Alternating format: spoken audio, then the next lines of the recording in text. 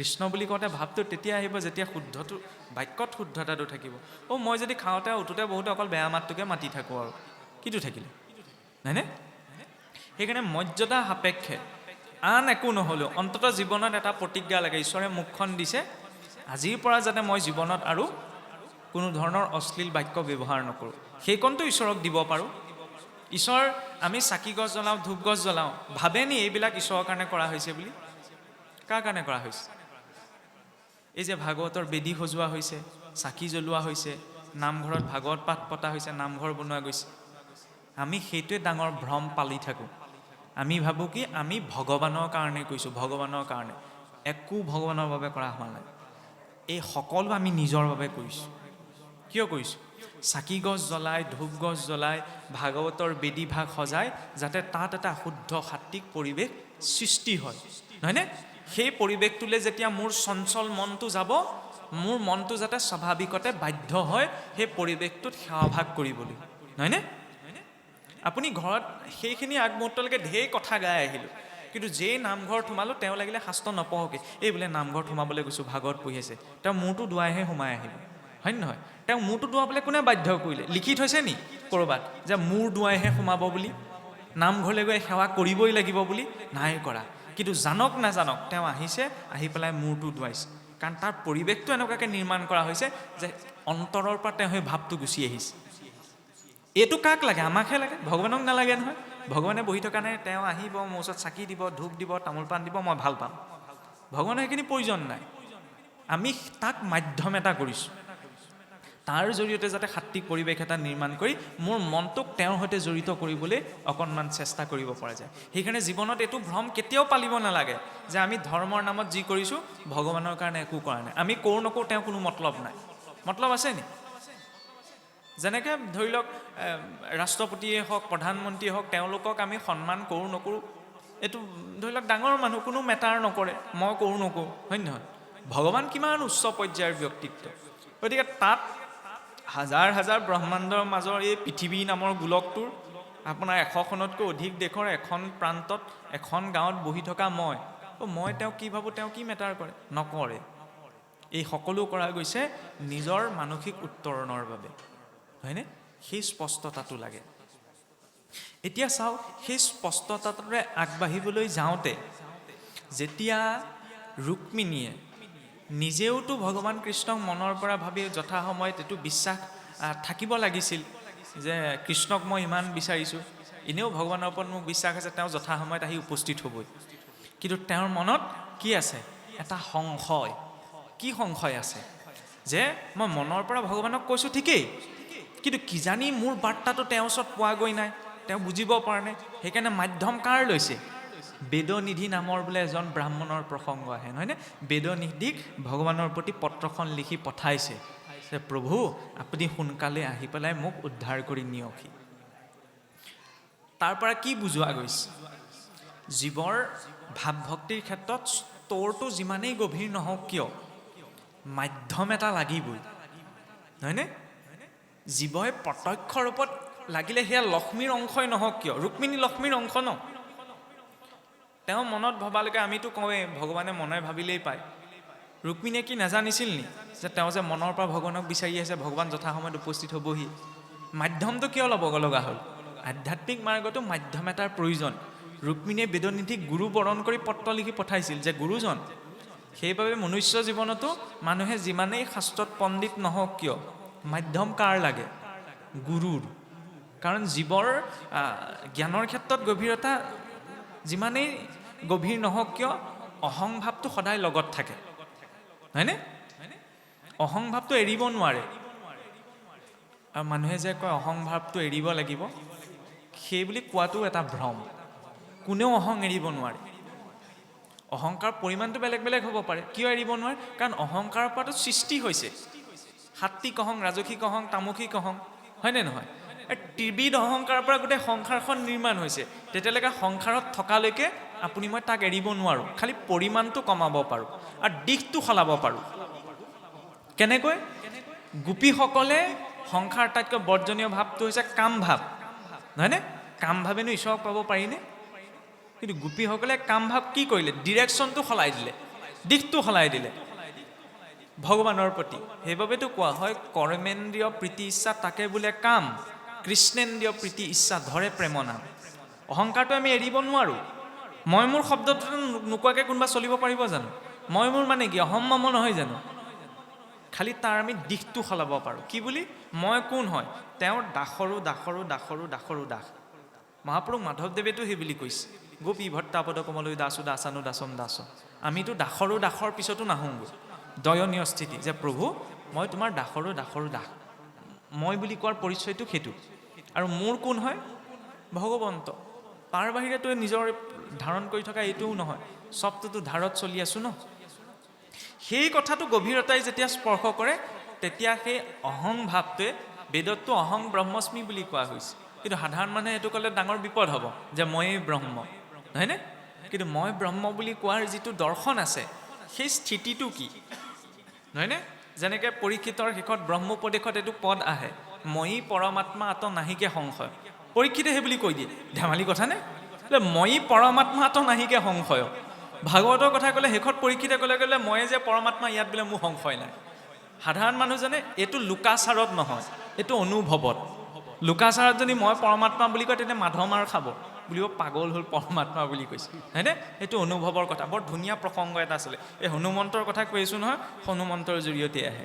কি হয়, এবাৰ ভগৱান ৰামচন্দ্ৰই হনুমন্তক সুধিলে, হে ৰাবলে, এই তুমি যে মোৰ ভক্তি যে কৰা, তোমাৰ আৰু মোৰ মাজত সম্পৰ্কটো কি? বৰ গভীৰ উত্তৰ যে প্ৰভু সেৱক ভাৱত মই আপোনাৰ দাস, হয়নে? আপোনাৰ মোৰ জীৱনতো সেইটো লাগে।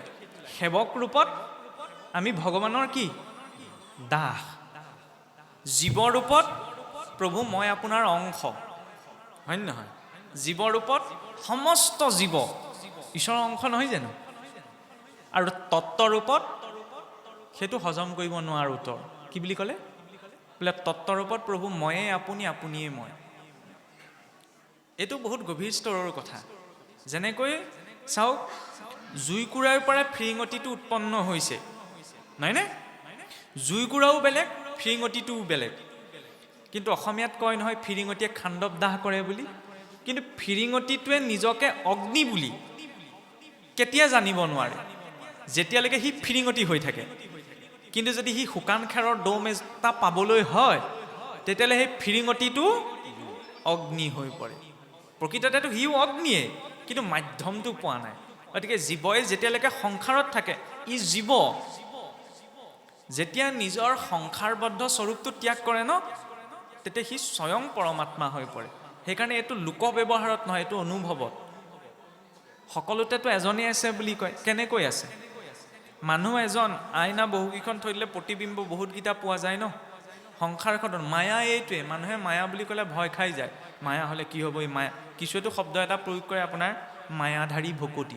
ভকতিনো মায়াধাৰী হ'ব পাৰেনে? নহয়নে? মায়া বেয়া বস্তু নহয়, মায়াৰ জৰিয়তেতো সৃষ্টি নিৰ্মাণ হৈছে। মায়াৰ দুটা শক্তি আছে, এটা হৈছে আক্ষেপ, এটা হৈছে আৱৰণ। ৰুমটোত আন্ধাৰে মুন্ধাৰে সোমাই গ'লোঁ, পটককৈ আপোনাৰ ৰছীডালতে গছকটো পৰিলে। ৰছীডালক গছক পোৱাৰ লগতে বাৰে প্ৰতি আমাৰ শাস্ত্ৰত এইটো উদাহৰণ, ৰছীতে সৰ্প ভয়। ৰছীডাল দেখিয়ে মানে সাপ বুলি ভাবিলে বোলে আন্ধাৰত। আচ্ছা, সাপ বুলিয়ে কিয় ভাবিলোঁ? কুকুৰ বুলি কেলৈ নাভাবিলোঁ? মেকুৰী বুলি কিয় মনলৈ নাহিলে? অকল সাপ বুলি কিয় আহিলে? কাৰণ মোৰ মন মগজুত ৰছীৰ যিটো আকাৰ সেইটো সাপৰ সৈতে জড়িত হৈহে মগজুত ফিট হৈ আছে। মানুহৰ অনুভৱটো সেইকাৰণে লিমিটেশ্যন আছে নাই? মানুহে সেইটোহে অনুভৱ কৰিব পাৰে যিটো নিজৰ মগজুৱে কিবা এটা বস্তুৰ সৈতে ৰিলেশ্যনটো ৰাখিব পাৰে।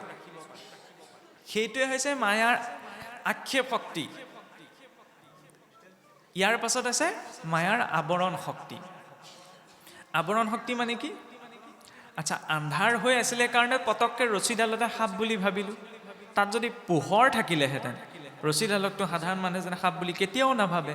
গতিকে জীৱনত সংসাৰখনৰ বাস্তৱিকতাৰ ভ্ৰমটো কেতিয়ালৈকে অনুভৱ হয়? যেতিয়ালৈকে তাত পোহৰ নপৰে। কিহৰ পোহৰ? আধ্যাত্মিকতাৰ পোহৰ। আধ্যাত্মিকতাৰ পোহৰ যেতিয়া পৰে তেতিয়া গম পোৱা যায় যিটোক ধাৰণ কৰি আছোঁ এইটো কামেই নাইচোন, এইটো মাটিৰ পৰা আহিছে, মাটিত মিলি যাব। 1 ছেকেণ্ডত যদি 1000জন মানুহ জন্ম হয় পৃথিৱীত, ধৰি লওক এটা ছেকেণ্ডত 1000জন মানুহ জন্ম হ'ল। আচ্ছা, পৃথিৱীৰ ওজন বাঢ়িব নে কমিব বাৰু? বাঢ়ি যাব ন? আৰু সেই একেটা ছেকেণ্ডতে যদি 1000জন মানুহ মৰি থাকে, পৃথিৱীৰ ওজন বাঢ়িব নে কমিব? কমি দে, এই সাধাৰণ স্তৰত কমি যাব। কিন্তু প্ৰকৃততে কি, 1 ছেকেণ্ডত যদি পৃথিৱীত 1 লাখ মানুহো জন্ম হয়, পৃথিৱীৰ ওজন না বাঢ়ে আৰু 1 লাখ মানুহ মৰি গ'লেও নকমে। কিয় বোলে? এইটো ক'ৰ পৰা আহিছেনো? এই সৃষ্টিখনত আমি যিমানবিলাক পদাৰ্থ দেখিছোঁ চব মাটিৰ পৰা আহিছে, আৰু গৈ থৈ ক'ত মিলিবগৈ? মাটিতে মিলিবগৈ, নহয়নে? যাত্ৰাটো গতিকে এই শৰীৰটো যাত্ৰা মাটিৰ পৰা মাটিলৈ, তাৰ মাজত আমি উথল পুথল কৰি থাকে। খালি তাৰ মাজত নিজৰ উদ্দেশ্যটো জানিব পৰাটো আচল কথা। একৰ লগত এক যেতিয়া সংযোগ হয়, একে একে কি হয়? এতিয়া আপুনি ভাবিব পাৰি ভাগৱতৰ কথা ক'বলৈ গৈ ক'ত নেওতাৰ কথা আনিছে। জীৱনতো নেওতা এখন আছে, হয়নে? একৰ লগত যেতিয়া এক মিলে তেতিয়াহ'লে কি হয়? একে একে 2 হয়। সেইটো কিহৰ সিদ্ধান্ত? সেইটো গণিতৰ সিদ্ধান্ত, নহয়নে? একে একে মিলি বিবাহ হয়, হয় নহয়? এজন এঘৰৰ আনজন এঘৰৰ, এই এক এক মিলিলত কি হ'ল? তাত আমি 2 হ'ল বুলি কোৱা নাই, বিবাহ হ'ল বুলি কৈছোঁ। সেইটো সমাজৰ সিদ্ধান্ত, হয় নহয়? আৰু একৰ লগত এক মিলি একেই হৈ থাকে, সেইটো ভাগৱতৰ সিদ্ধান্ত। কেনেকৈ? জীৱাত্মাৰ লগত পৰমাত্মা মিলিলে তাত 2টা নাই, এটাই হৈ থাকে। কাৰণ একো ব্ৰহ্ম দ্বিতীয় নাস্তি, সম্পূৰ্ণ অস্তিত্বত এজনেই আছে। দেশবিলাক বেলেগ বেলেগ, নহয়নে? ভাৱৰীয়া বেছি নাই, সেইকাৰণে নিজেই কৃষ্ণও হ'ব লগা হৈছে, নিজেই শিশুপালো হ'ব লগা হৈছে, নহয়নে? নিজেই ভীষ্মকো হ'ব লগা হৈছে, নিজেই সূত্ৰধাৰো হ'ব লগা হৈছে। ডাবুল মিনিঙত কথাটো কৈছোঁ, বুজিব পাইছেনে? জীৱনতো এখন ভাওনা চলি আছে। কোনোবাখিনিত আপুনি জীৱনৰ সূত্ৰধাৰ হ'ব লাগিব, হয়নে নহয়? কোনোবাখিনিত মানুহ কৃষ্ণও হ'বলগীয়া হয়, কোনোবাখিনিত আকৌ শিশুপালো হ'বলগীয়া হয়। কিন্তু কোনটো চৰিত্ৰ নিজৰ বাবে বেছি প্ৰয়োজনীয় সেইটো নিজেই বিচাৰ কৰি ল'লেই হ'ল। এতিয়া শিশুপাল বুলি জীৱৰ সেইটো স্থিতিক কোৱা হয়, যিটো স্থিতিত জীৱৰ নিজৰ জন্ম, কাৰণ শিশুপালৰো ভিতৰত এটি ঈশ্বৰৰ অংশ আছে, সেইটো সকলোৱে জানে, নহয়নে? কিন্তু ঈশ্বৰৰ অংশ আছে ঠিকেই। যেনেদৰে আমি কওঁ যে ভালটো ঈশ্বৰৰ পৰা সৃষ্টি হৈছে, যেতিয়া বেয়াটো ঈশ্বৰৰ পৰা সৃষ্টি হৈছে, নহয়নে? মানে যেতিয়া দয়া, ক্ষমা, সংযম, নীতি, সদাচাৰ এইবিলাক ঈশ্বৰৰ পৰা আহিছে, তেতিয়াহ'লে তাৰ বিপৰীতখিনিও ঈশ্বৰৰ পৰা আহিছে, হয় নহয়? শুনিবলৈ অকণমান তথাকথিত ধাৰণাৰ বিপৰীতে কথাখিনি। কাম, ক্ৰোধ, লোভ, মোহ, জীৱই এইখিনি নিজৰ লগত লৈ আহে ঈশ্বৰৰ সৃষ্টিৰে অংশ, নহয় জানো? কিন্তু তাক ক'ত লগাইছে? শিশুপাল চেতনাৰ সেইটো স্তৰ, তাৰ জন্ম ঈশ্বৰৰ অংশৰ পৰাই হৈছে। কিন্তু সি নিজৰ স্থানক লৈ, নিজৰ পদক লৈ ইমান অভিমানী যে সন্মুখত ঈশ্বৰক দেখিও, নিজৰ ভিতৰতে ঈশ্বৰৰ অংশ থকা কথাটো গম পায়ো, সি নিজৰ শৰীৰটোৰ মৰ্যাদা স্থাপন কৰিবলৈ সদায় চেষ্টা কৰি থাকে। তেনেকুৱাওতো জীৱ আছে ন, জানে যে সকলো ঈশ্বৰেই বনাইছে, নহয়নে? আৰু এইটোও জানে যে ময়ো ঈশ্বৰে দি আছে কাৰণে উশাহ লৈ জীয়াই থাকিব বিচাৰিছোঁ, কিন্তু ঈশ্বৰ পিছত বেকেটৰ ভিতৰত, তাৰপিছত মই, নহয়নে? মইটোতো ইমান আগ হৈ থাকে, চিঠিখনৰ নামটোত নাথাকিলেও অকণমান বিপদ হৈ যায়। চিঠিখনত বুলিব মোৰ নামটো নাই দিয়া নহয়, যাওঁ জানো, হয় নহয়? এনেকুৱা কেতিয়াবা হৈ যায়, হয় নহয়? ক'ৰবাত আপোনাৰ নামঘৰে চামঘৰে চাবচোন, আমাৰ মানুহ নিজৰ নামটোক লৈ ইমান চিন্তিত ন, গামলা এটা দিলে তাতো নামটো লিখি দিয়ে, হয় নহয়? সেইটো মই সমালোচনা কৰিবলৈ যোৱা নাই, কিন্তু ভগৱানৰ ক্ষেত্ৰত কিবা এটা দিলে অকণমান নিস্বাৰ্থভাৱত দিব পাৰিলে ভাল, নহয় জানো? নহ'লে শিৱসাগৰখনলৈকে চাওকচোন, ঐ আপোনাৰ শিৱদৌল, দেৱীদৌল, বিষ্ণুদৌল, ৰংঘৰ, কাৰেংঘৰ, তলাতল ঘৰ ইত্যাদি ইত্যাদি। ভাৰতবৰ্ষখনলৈ চালেতো আমি আঙুলি মূৰত গণি শেষ কৰিব, ইমান ডাঙৰ ডাঙৰ মঠ মন্দিৰ ইত্যাদি ইত্যাদি প্ৰাসাদবিলাক বনালে। কোনোবা এজন ৰজাই মই বনাইছোঁ বুলি নামটো লিখি থৈ যোৱা দেখিলেনে? তেওঁলোকে কি লিখিব নোৱাৰিলেহেঁতেন? আমিনো কি কৰিছোঁ? একোৱেতো কৰা নাই। আমি ভাবোঁ এই নহয়, মানুহে জানিব লাগে, মানুহে জনাত গুৰুত্ব এটা দিব নালাগে। মানুহে কিমান দিনলৈকে জানিব? জানি পেলাই মানুহে কি কৰিব? আৰু মানুহে মৃত্যুৰ পাছত নিজৰ পিতৃ মাতৃক পাহৰি থাকে নে নাথাকে? খুব বেছি এবছৰ 2 বছৰলৈ মনত থাকিব, তাৰপিছততো কেতিয়া আপোনাৰ মৰিছিলে তিথিকে পাহৰে মানুহে, হয় নহয়? সময় নোলায়, ককা আইতাকক পাহৰি যায়, পিতৃ পিতামহ কেৱল আশীৰ্বাদটোতহে থাকেগৈ, হয় নহয়? পিতৃ পিতামহ, পৰ পিতামহ সেইকেইটা আশীৰ্বাদতহে থাকেগৈ। তেতিয়াহ'লে আপুনি কেনেকৈ এইটো আশা কৰিব পাৰে? আৰে মই মোৰ ককা আইতা পিতৃ মাতৃকে এটা সময়ত পাহৰি যাবলগীয়া স্থিতি হয়গৈ। আকৌ মই ভাবি আছোঁ কি মই গামলাটো দিছোঁ কাৰণে আপুনি মোৰ মনত থাকিব, সেইটোৰ পৰা মোৰ পুণ্য হয়। নামটো লিখি দিলে কি হয়, মোৰ হৈ থাকে, হয় নহয়? বেলেগ অনুষ্ঠানত কি দিছে সেইটো ক'বলৈ যোৱা নাই, কিন্তু পৰাপক্ষত কোনোবাই যদি দিছে নিজৰ নামটো নালাগে, তেওঁ জনাটো প্ৰয়োজন। তেওঁ জানিলে জগতে জানিব, আৰু ইয়াত বোলে জগতে জানিলে কিন্তু তেওঁ নাজানিলে, তেতিয়া লাভ নাই, হয় নহয়? আৰু চাবলৈ গ'লে আমি সংসাৰক দিছোঁনো কিটো?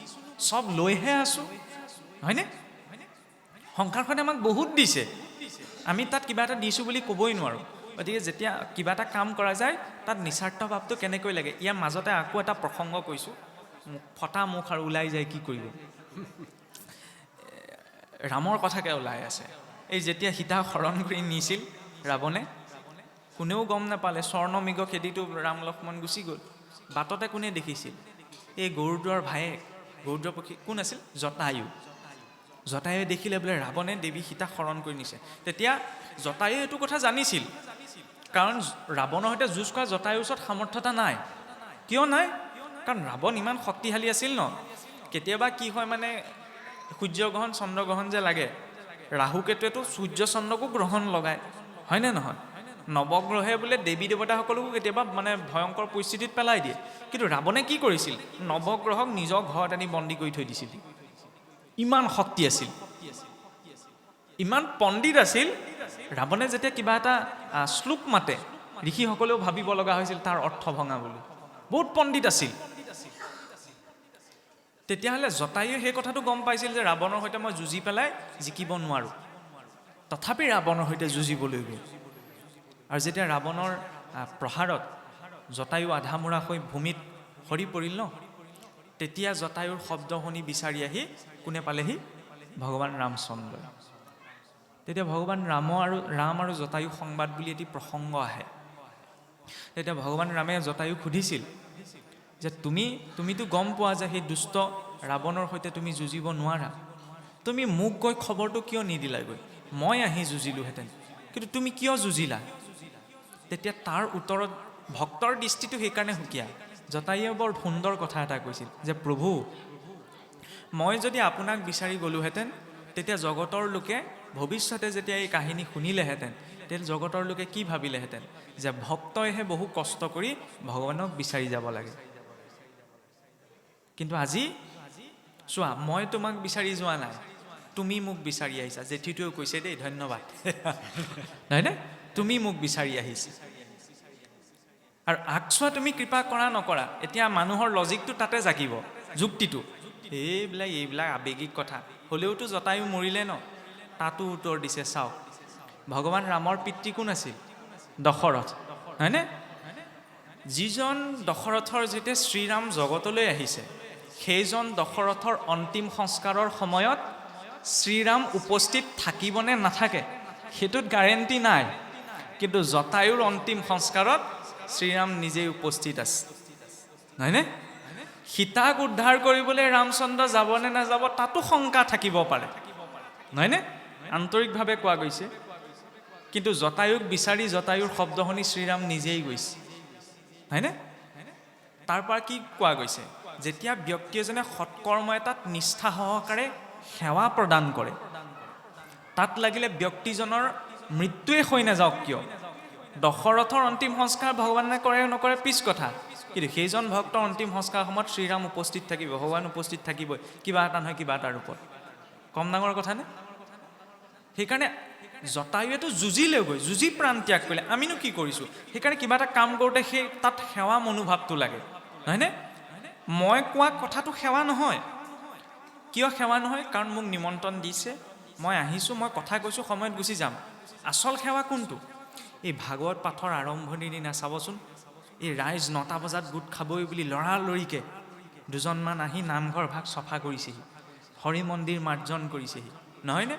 আমিতো ইয়াত যথা সময়ত এতিয়া কিমান সময়লৈকে থাকিব? 10টা, অতি বেছি 11টা, তাৰপিছততো খাই বৈ ঘূৰাই ঘূৰি গুচি যাব।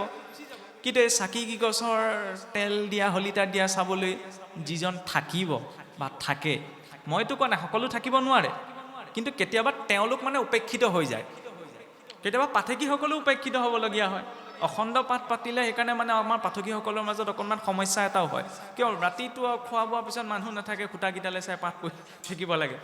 আগতেতো নিয়ম আছিল শ্ৰৱণী ৰাখে, কিন্তু আজিকালি সকলোৰে ক্ষেত্ৰত সেইটো সম্ভৱ নহয়গৈ। আচল সেৱা কোনটো? মই এইটো ক'ব বিচাৰিছোঁ, যেতিয়া কায়িকভাৱে কিবা এটা কৰা যায়, হয়নে? মই আজি বোলে মৰিজাজি যোৰহাটৰ পৰা আহিছোঁ, এয়া শিৱসাগৰ নামঘৰহে, কিন্তু এইডোখৰতে বোলে কলৰ বাকলি এটা পৰি আছে, মই এইটো ভাবিলে নহ'ব, এয়া লোকৰ ৰাইজৰ বেলেগ এখন গাঁৱৰ, গতিকে ৰাইজে কৰিব কি কৰে। মোৰ আগত যদি নামঘৰৰ সন্মুখত মই কলৰ বাকলিটো পাইছোঁ, মই নিজেই তুলি তাক পেলাব লাগিব, কাৰণ এইখন হৰি ক্ষেত্ৰ ন। সেইটো হৈছে নিস্বাৰ্থ সেৱা। সৰু উদাহৰণ এটা দিছোঁ। কিন্তু আমি ভাবি থাকোঁ কি, কৰিব কমিটিয়ে কৰিব, ভকতে কৰিব, নামঘৰীয়াই কৰিব, পাঠেকিয়ে কৰিব, নামতীয়ে কৰিব, সেইখন কৰি থাকোঁতে আমাৰ একোৱেই নহয়, হয়নে? বেলেগ অনুষ্ঠানৰ কথা বেলেগ, কোনোবাই ক'ৰবাত বিয়া এখন পাতিছে, ব্যক্তিগত সকাম এটা পাতিছে, সেইটো ব্যক্তিগত, ইয়াত ব্যক্তিগত নহয়, নহয়? ইয়াত সেই সহযোগিতা। কাৰণ চাওক, চাকি গছ জ্বলিবলৈও তাত কেইটামান উপাদান লাগে। তেল লাগিব, মাটি চাকি লাগিব, হয় নহয়? খৰিকাডাল লাগিব, খৰিকাডাল নহ'লেও চাকি গছ সম্পূৰ্ণ নহয়। পৰাপক্ষত গছা এটাও লাগে। তলত থ'লে পোহৰটো বেছি জেগাত নপৰে। গছাটোৰ ওপৰত কিয় থোৱা যায়? যাতে বেছিকৈ পোহৰ পৰে, নহয়নে? সেইকাৰণে ভাগৱতৰ স্থানৰ, নামতীজনৰ স্থানখন অকণমান উচ্চকৈ দিয়া যায়। কিয়? চাকি গছ আমি কিয় গছাত থওঁ? যাতে পোহৰটো চাৰিওদিশে পৰে, হয়নে? তাত বেলেগ উচ্চ নিচৰ ভেদভাৱৰ কথা নাই। গছাত চাকি গছ আমি এইকাৰণেই থওঁ যাতে চাৰিওপাশটো বেছিকৈ পোহৰ পৰে। ঠিক তেনেদৰে নাম পাঠৰ আসন ইত্যাদিৰ কথাত, কাৰণ এইবিলাক কথা লৈ আমাৰ সমাজত বহুত কিছুমান খেলি মেলি আছে। এতিয়া চাওক, যেতিয়া জটায়ুৰ সেই নিস্বাৰ্থ ভাৱটো নিস্বাৰ্থ ভাৱটো ক'ৰ পৰা আহিছিল? কাৰণ নিজৰ ক্ৰিয়া কৰ্মৰ প্ৰতি তেওঁ সেই সমৰ্পণটো আছিল। কিন্তু শিশুপাল এনেকুৱা এটা ব্যক্তিত্ব, যি নিজকে ঈশ্বৰৰ অংশভূতা জানিও, কাৰণ শিশুপালটো স্বয়ং বৈকুণ্ঠৰ পাৰিষদৰ অংশ আছিল, নহয় জানো? অভিশাপক্ৰমে তেওঁ সেই কথা পাহৰি আছে, সেইটো কথা বেলেগ। আৰু যেতিয়া মানুহে নিজৰ অহংকাৰক আগত ৰাখি পেলাই কৰ্ম কৰিবলৈ যায়, তেতিয়াহ'লে ঈশ্বৰৰ সম্পত্তিত হাত দিব বিচাৰে। ৰুক্মিণী কাৰ সম্পত্তি আছিল? ঈশ্বৰৰ সম্পত্তি। ৰুক্মিণীয়ে নহয়, এই সংসাৰত যিমানবিলাক নাৰী পুৰুষ আছে চব ঈশ্বৰৰ সম্পত্তি। আমাৰ ইয়াত থকা পুৰুষজনে ভাবি থাকে কি মোৰ বুলি ভ্ৰমত থাকে, আৰু আইগৰাকীও ভ্ৰমত থাকে এইজন মোৰ বুলি, হয় নহয়? চাবলৈ গ'লেতো চব স্ত্ৰী পুৰুষ তেওঁৰেই। শিশুপাল সেইটো ব্যক্তিত্ব, যি ঈশ্বৰৰ প্ৰতি সমৰ্পিত বস্তু এটাৰ ওপৰত নিজৰ অধিকাৰটো ৰোপণ কৰিব বিচাৰে। আমাৰ ভিতৰতো তেনেকুৱা প্ৰবৃত্তি এটা জাগি যায়, হয়নে নহয়? কিবা এটা দিছে ঈশ্বৰলৈ, হয়নে নহয়? ঈশ্বৰলৈ দিওঁতে আহিছে আপোনাৰ সেইখিনিৰ পৰা আহিছে, উদাহৰণ দিয়ে দিছোঁ আৰু, বোলে দিওঁতে 100 টকা হৈ আহিছে, পাওঁতে পাওঁতে 20 টকা হৈ থাকেহি আমাৰ। কেতিয়াবা এনেকুৱাও হৈ যায়, হয়নে নহয়?